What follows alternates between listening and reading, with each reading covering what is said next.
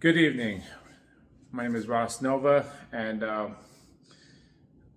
I've noticed there's lack of law enforcement in Minneapolis and St. Paul. And oftentimes I wonder, where are they? Why aren't they assisting in custom enforcement, also known as ICE agents, when they are needing of help, right? I've gone out there before. Not so much a protest, but just to kind of see what's going on. And I did not see a single police officer at all. Um, I often wonder, even with all the videos going on, all the videos I've seen, there's little to no police officers ever showing up to break up the confrontation between the ICE agents and the protesters. And so I wonder, are they being ordered by the captain and the people above not to interfere? Because if that's the case, I'm not happy at all, okay? That's not their job is to go wherever there's trouble, no matter what, right? They're the front line between, the front lines to prevent incidents that happened, like with Renee Good, or other stuff, like last night they literally burned two FBI vehicles, right? Spray painted. They took important documentations, right?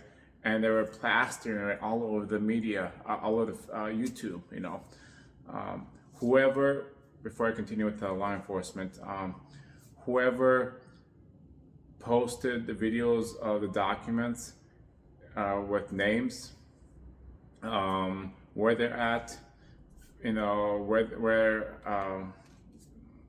the criminals, illegals are being held, their operations and how they work. Whoever posted that should go to jail. That is federal crime. This is sensitive information. If this happened anywhere overseas, you'll be shot immediately. You'll go through trials so quickly and you'll be put to death immediately, okay? Because this is sensitive information. Now, I don't personally understand why that sensitive information was inside the vehicle, why they didn't take that with them. Were the ICE agents overran by the protesters and they just couldn't get to the information that was vital? Information that has names of ICE agents, where they live, who they are as people, right? That's horrible. That person, whoever posted that information, should be in jail. Minimum 5 years, federal crime. That's what I believe. I don't think these people are thinking through what they're doing. Clearly, putting people's lives at risk, right? Those agents that were unmasked by the sensitive information that they received, they would have to quit their jobs and pack up all their families, everything that belongs, sell their homes, and move. And they may even have to change their names because of you stupid protesters. Idiots. Like, their brains must have been fried. Seriously. I hope they find that person, because there has to be at least 20 cameras, 20 cell phones, I hope they find out who that, and that truck, old beat up shitty ass truck, right? That pulled the safe from the federal vehicle, FBI vehicle. Hopefully that truck gets, hopefully someone recognizes that truck, right? And reports it, right? Because that person should also go to jail.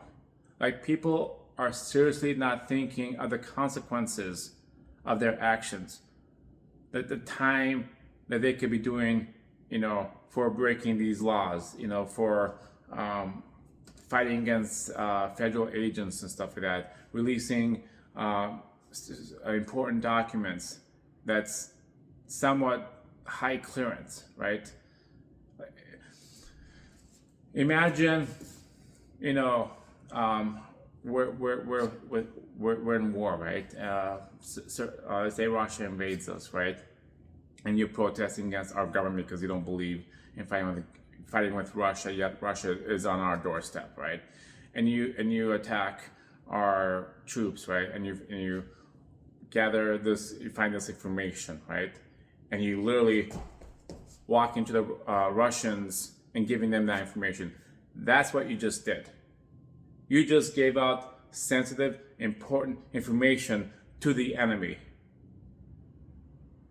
You shall, I can't, you should at least be spending some time in jail to think about the damage that you've caused and the lives that you affected. That's how serious this is. Minimum 5 years, at least 5 years. If I was the governor, I would make sure that you're made an example of, and go for 10 years, because that was just not right what you did. Sorry, I get very passionate, right? So Brian O'Hara, who the hell is that guy, right? I know he's a captain, I know he's in charge of the law enforcement in Minneapolis, and I've seen him just standing there while the mayor is spewing bullshit out of his mouth, and he doesn't defend his officers. He doesn't, I'm sure there's many officers that are really amazing, great guys. I love law enforcement. I support them 110%, right? I bet you they are frustrated and furious that they can't get in there and assist, right?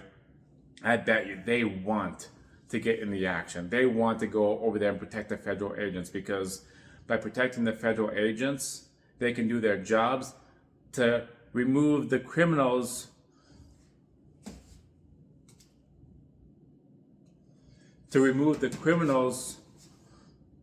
off the streets, making their jobs even easier, right? I bet you they're wanting really, really bad to get in the action, to assist, to help, to apprehend some of these criminals, to go to jail, go in their jails, grab these criminals or illegals and just shove them to I bet they want to do it so bad, but they can't, because Brian O'Hara and Minneapolis mayor. And so I saw a meme, on Facebook, and it's like, this can't be true. This cannot be true. I'm going to do some research. There is not much news that I could find right off the bat, but Google did bring up something with more specific numbers, which, like I said, I'm not 100% sure, but it could be true. Recent reports link Minneapolis Police Chief Brian O'Hara statements about officers' resignations. Around 24 officers leaving. Can you imagine 24? That is pretty much almost a whole entire department. At least one big chunk of the entire shift of law enforcement. That leaves the city vulnerable for criminals to move in and start committing crime. I'm not talking about the illegals, okay? I'm just talking about everyday, crime, I think a lot of officers love their jobs, right? They believe, and they are, right, doing good in this role. They're making a better place for us to live in, right? They're the reasons why you and me can go to bed without worrying about someone breaking into our house every night, right? Because we have these law enforcement out there patrolling, making sure your city is safe, right? And if someone does break you in, you call, they're here right away, right? So it makes me sad to hear that 24 officers are leaving the department, and that's just in Minneapolis, okay, not in the surrounding area.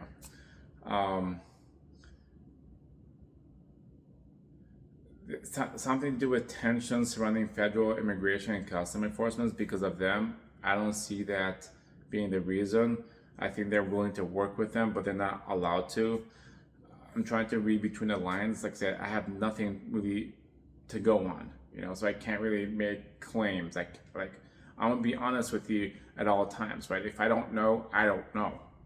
If I'm uncertain, I'm uncertain. Okay. I'll never cherry pick information, right? I'm gonna say it as I see it, right? There's no benefits of me holding out information to try and make one side look better than the other side, right?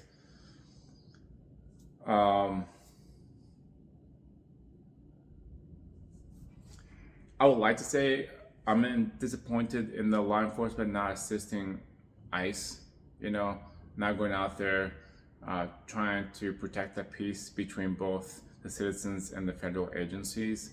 But I think it has to do more with the chief, it more has to do with the mayor, more has to do with the governor of Minnesota. There's a lot of, and I think they may be scared that it may make them look bad, because there are 20, 30, 40 cameras, phone cameras, right, out there recording.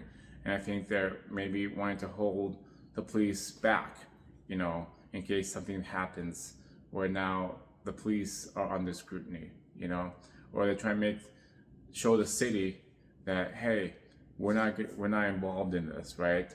We don't believe in this. Therefore, we're not going to supply our agents, our law enforcement to assist, right? Because everywhere across the entire U.S., law enforcement are assisting in any way they can, right? So, and I know I'm not sure what what's her name?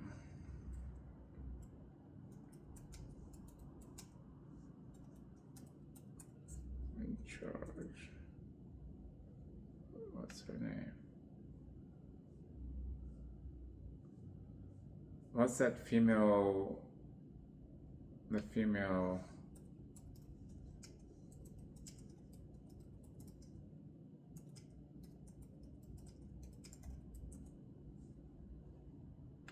There we go. Madison Sheehan. Oh, I totally butchered that. I apologize. I see her on the news. She is doing a phenomenal job. I swear, she knows her shit, right? She knows her information. She knows what she's doing. She's getting the job done clean, right? She does not mess around. I respect her so much. She gave her personal phone number. I don't know if it's personal, but she gave a direct line to Governor of Minnesota, right? Walz. And I don't think he has once picked up that phone and tried to work with her. Sheehan? How do you say that name? Sheehan? Madison. I'm so sorry. Man, if I was that governor, I'll be on that phone every day asking, how can I assist you? What can we do as a state to assist? How can we make this a smooth transition? Do you need our law enforcement to help keep the protesters back? Do you need National Guard to help assist in some of this arrests, or create a wall, a barrier between your federal agents and our protesters, right? I will get in and I will work with anybody, right? Anybody that helps keeps the peace and make sure that her agents can do the job successfully without further interruptions. That's what I would do, right? And I think I've started hearing a lot of videos of just everyday average citizens. They're getting sick of protesters too. They are tired of they can't get to work on time because there's blockades of protesters. They're blocking emergency vehicles from getting to their emergency calls. They have to go around a block or two, making it a lot longer to get to work because of the blockades that they have. They block the streets with junk. I if I was the governor, I would have plow trucks. Yeah, I would have plow trucks plowing right through those barriers that they set up with garbage cans, with pallets, with whatever they put, and I will plow it, right? I think President Trump should send the bill to Minnesota of all the damages to their vehicles, of all the injuries the ICE enforcements have received, anything that costs money because of the Minnesota protesters. I think that Trump should send the bill to us. Now, if Minnesota decides not to pay, then when he disperses federal grants, federal money to every state and then to Minnesota, he should cut it to what Minnesota owes, for all the damages that they've caused to their vehicles. If one of the, I know there was some information that was released on the documents they found in one of the vehicles. It'll cost money to move, the family, right? To rebook hotels and do all these things. Bill it to Minnesota. We deserve to pay for it because actions have consequences, right? If we're willing to send our protesters, not we, Governor Walz is going to send the protesters out to meet with ICE, then we better already be prepared to pay for the consequences. Pay for the actions that he has taken. I think pretty much what I want to get out of this discussion is if I was the governor, right? I would work hand in hand with Madison, leader of Immigration and Custom Enforcement, ICE, and be on the phone with her every day. Meet with her, talk with her, go over some plans, and make sure that there's a smooth transition from the time the ICE agents enter our state to apprehending the criminals and then leaving, right? And I think personally, the ICE agents could be here 2, 3, 4 weeks, right? And then be gone. But because of the protesters are interfering, now it's gonna take 3, 4, 5 months before they can get out of here, before they can apprehend all the criminals that they're looking on that list, right? She did answer one of my questions I had, right? Because I watched one of the videos where she was speaking to news reporters, and one of the questions I asked that was very crucial that I could not seem to get an answer was, how do you go about apprehending these criminals, right? Like, do you have a list, right? Is there a list? Because I've been hearing a lot of people being randomly picked up, which did not make sense, And she answered it very beautifully, which I'll never be able to repeat verbatim. But she said something along the lines of, she has a list of individuals, right, that have been through the court systems, did not show up, and now because they did not show up, that list made it to her office, right, and says these people did not show up, they're here illegally, these are the criminals that are known to be terrorists, from gangs, from rape to, all these other crimes I can't even begin to imagine, right? They need to be picked up, thrown in jail or deported back to where they came from, right? So she has that list. And then when she approaches that one specific person, right? And that person who is on the list, right? And then finds out there's one other person that's with that person that's being wanted, right? They're gonna ask that person, are you with this person? Okay. Are you here illegally as well? They want to know who's else in his circle of friends that's also here illegal, because don't forget, there are many people that crossed the border that were not documented, right? That we don't know about, right? So it makes sense, right? if you're going after a criminal and you find a criminal, but then he's surrounded by other people that are unknown, of course they will ask if you're here illegally. Do you have your paperwork, or you have drugs license to show that you're here legally, right? That you are a U.S. citizen. You know, I don't understand personally why students in high schools are scared, or everyday people, right? I became a U.S. citizen about 12, 13 years ago, right? I just carry my driver's license, not because I'm scared, because I drive around the city and I always have my driver's license. I have my wallet, right? If the ICE agents do pull me over because of my heavy accent, which they should never pull me over anyway in the first place. But let's just say I just happen to be near one of the people they're apprehended, and they approach me and say, "Hey, are you here illegally?" And I will be like, "No, I'm not. I am a U.S. citizen. I have my ID in my back pocket. If you'd like me to go grab it and show you, be respectful, be courteous.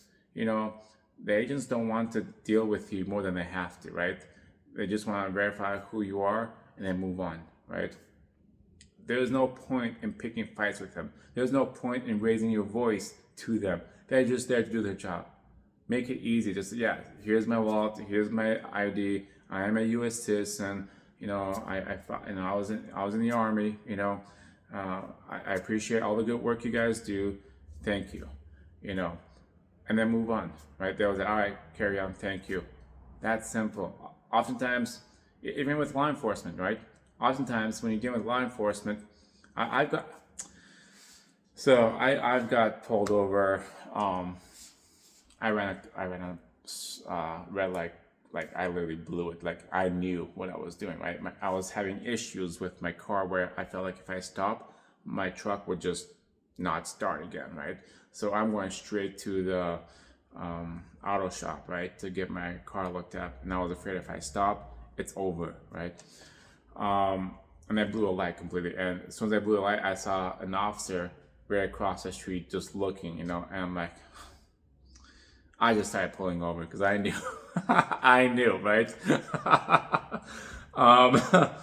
And so I pull over, and he sure enough, he turns around, lights on, gets right behind me, and he says, "Do you know why I pulled you over?" I'm like, "Yeah, I blew a light, I blew the light on purpose. I am heading straight to the mechanic because I'm having car issues and felt like if I stopped, the truck is dead." And it says license and registration, and as I was pulling my wallet out, he saw a permit to carry, and says, "Oh, I see you have a permit to carry." And it's like, "Yeah."